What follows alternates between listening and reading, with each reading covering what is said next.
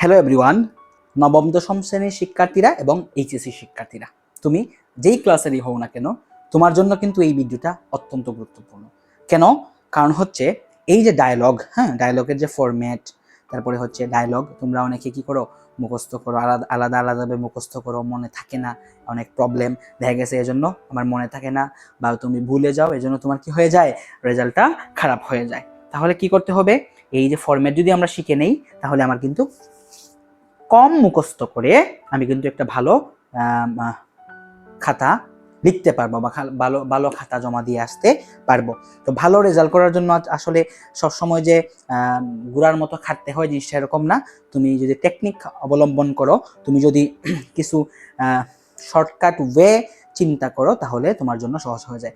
English ভাষাটা আমাদের জন্য ফরেন, আমাদের মাতৃভাষা নয়, তো ইংলিশে অনেকেরই প্রবলেম আছে, মুখস্থ হয় না। তো আমরা যদি এই একটা ফরম্যাট অনুসারে শিখে ফেলি, তাহলে কিন্তু আমার পরীক্ষার হলে অনেক অনেক বেশি উপকার হবে। এবং দেখা গেছে আলটিমেটলি এই কথাগুলাই হচ্ছে মূল কথা, এগুলা লিখে ফেললেই কিন্তু আমার আসলে ডায়লগটা হয়ে যাচ্ছে বা শেষ হয়ে যাচ্ছে, কমপ্লিট হয়ে যাচ্ছে। ঠিক আছে? তো আমাদের চ্যানেলে তোমরা ডায়লগ সহ অন্যান্য সব কিছুই পাবা। তো তোমরা আমাদের চ্যানেলটা সাবস্ক্রাইব করো। দেখো আমরা এখানে এই যে দুইটা ডায়লগের ফরম্যাট, এই দুইটা ফরম্যাট শিখলে তোমার সব কি হয়ে যাবে, আর একটা ডায়লগও তোমাকে মুখস্থ করতে হবে না। বুঝা গেছে?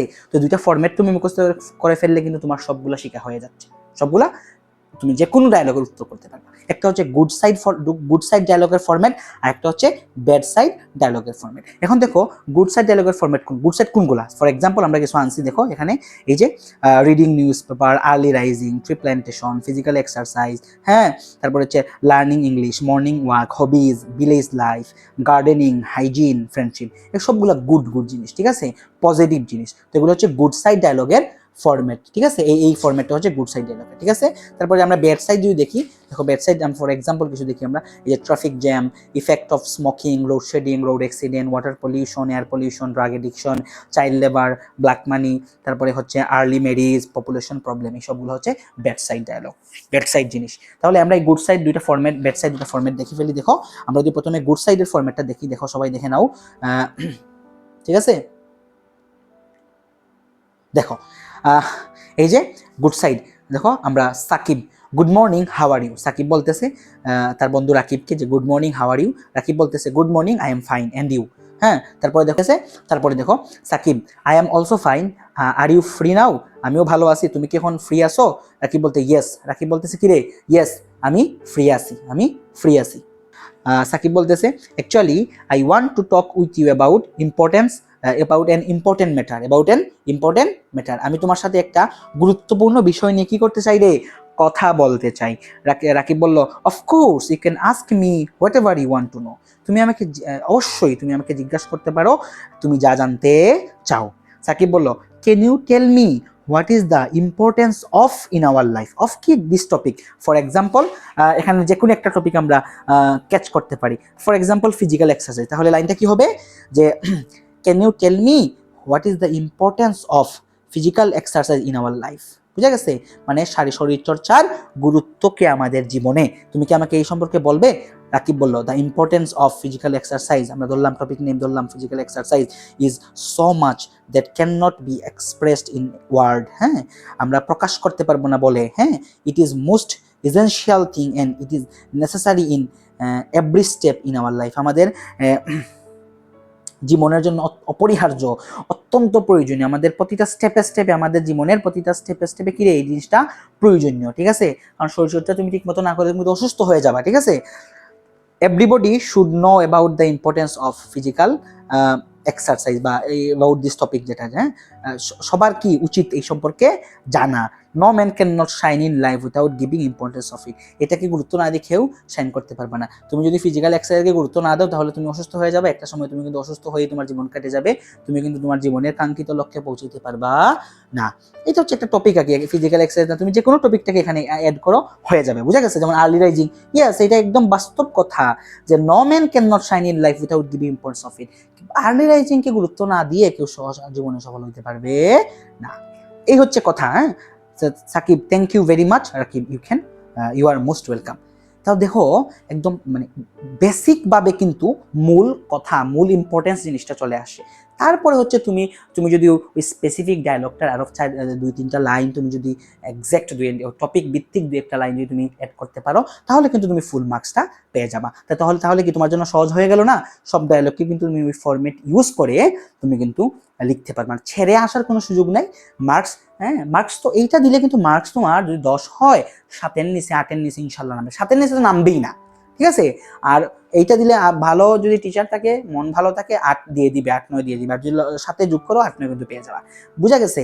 আর তুমি যদি এরকম ফরম্যাট মুখস্থ না করো, তুমি কিন্তু সিঙ্গেল সবগুলো মুখস্থ করতে পারবা না। দ্যাটস ওয়াই তুমি কিন্তু মার্কস পাবা না, 0 পাবা, 1 পাবা, 2 পাবা, অথবা তুমি ছেড়ে দিয়ে আসবা। ক্লিয়ার? এগুলো আমার গুড সাইড। ব্যাড সাইডের মধ্যে চলে আসো। ব্যাড সাইড দেখো, ব্যাড সাইড যেগুলো একটা পিক করো এখান থেকে, কি পিক করবা?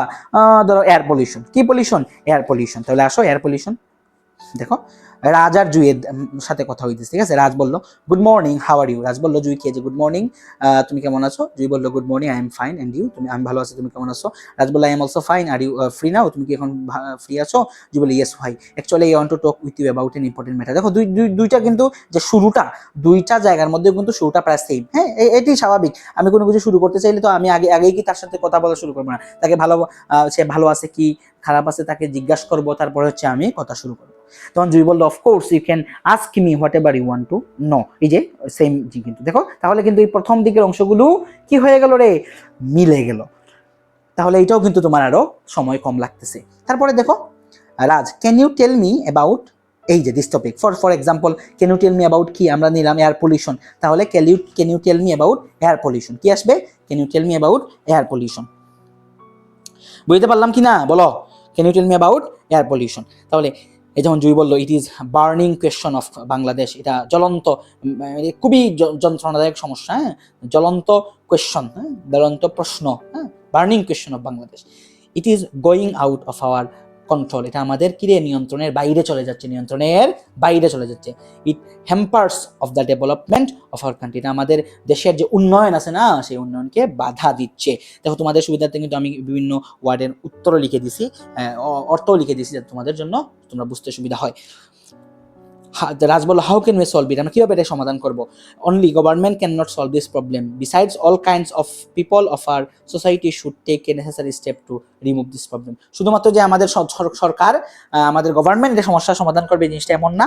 এর পাশাপাশি এছাড়াও আমরা সবাই, আমরা যে মানুষজন আছি, সমাজের মানুষজন আছি, তারাও একটা প্রয়োজনীয় স্টেপ নিতে হবে এই সমস্যা সমাধান করার জন্য, ঠিক আছে? রাজ বলল থ্যাংক ইউ ভেরি মাচ, রি বললো ইউ আর মোস্ট ওয়েলকাম। এখন তুমি যদি এটা দিয়ে দাও, মিনিমাম 7 থেকে 8 তুমি পেয়ে যাবে ইনশাআল্লাহ, ঠিক আছে? আর যদি তুমি এখানে আরো 2-3 লাইন এড করে ফেলো, ওই টপিক ভিত্তিক অ্যাকচুয়াল, মানে আরো 2-1টা ওই টপিকের সাথে রিলেটেড 2-1টা লাইন, তাহলে কিন্তু তুমি ইনশাআল্লাহ 8-9 পেয়ে যাবা। বুঝতে পারছি? তাহলে তোমাদের জন্য সহজ হয়ে গেল না? তাহলে তোমরা আরেক নজর দেখে নাও যে তোমার গুড সাইডের কোনগুলা টপিক, এই যে এই টপিকগুলো তুমি এখান থেকে কভার করতে পারবা, ব্যাড সাইডের এই টপিকগুলো কভার করতে পারবা। এছাড়া আরো গুড সাইড ব্যাড সাইড যে টপিকগুলো আছে, ওইগুলো তুমি কি করতে পারবা রে? ওই ফরম্যাট ইউজ করে পারবা। তাহলে তুমি 2টা ডায়লগের ফরম্যাট শিখলা এবং সকল পড়া হয়ে গেল। এবং এইগুলো তুমি ভালোভাবে শিখে এবং সুন্দর করে বারবার প্র্যাকটিস করো, দেখো তুমি কিন্তু তোমার সুন্দর হাতের লেখা, তারপরে সুন্দর উপস্থাপনা, কাটা যদি না হয়, বানান যদি ঠিক থাকে, এইটা লিখলেও তুমি কিন্তু মিনিমাম 8 মার্কস তুলতে পারবা ইনশাআল্লাহ। বুঝা গেছে? 8-9 মার্কস তুলতে পারবা, ঠিক আছে? তো সবাই ভালো থাকো। আমরা তোমাদের প্যারাগ্রাফের কি ফরম্যাটও আমরা দিয়ে দিছি, আমরা স্টোরির ফরম্যাট, আমরা হচ্ছে তারপরে অ্যাপ্লিকেশনের ফরম্যাট, আমরা অন্যান্য যে টপিকগুলোর ফরম্যাট আছে সবগুলো ফরম্যাট আমরা নিয়ে আসতেছি, ঠিক আছে? আমাদের চ্যানেল সাবস্ক্রাইব করো, প্র্যাকটিক্যাল সহ যাবতীয় সব কিছু, তোমাদের পড়ালেখার জন্য প্রয়োজন যাবতীয় সব কিছু আমাদের এখানে পেয়ে যাবা। তো আসলে সাবস্ক্রাইব করে আমাদের পাশেই থাকো, আমাদেরকে উৎসাহ দাও, আমরা তোমাদের সাথেই আছি। সবাই ভালো থাকো।